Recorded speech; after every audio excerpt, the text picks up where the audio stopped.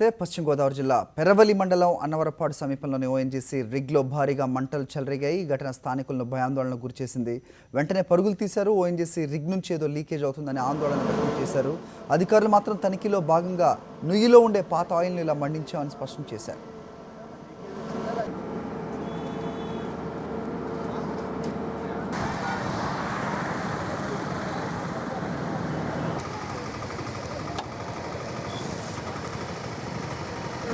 ఇక్కడ ఈ ONGC రిగ్లోను sound కింద వస్తుంది.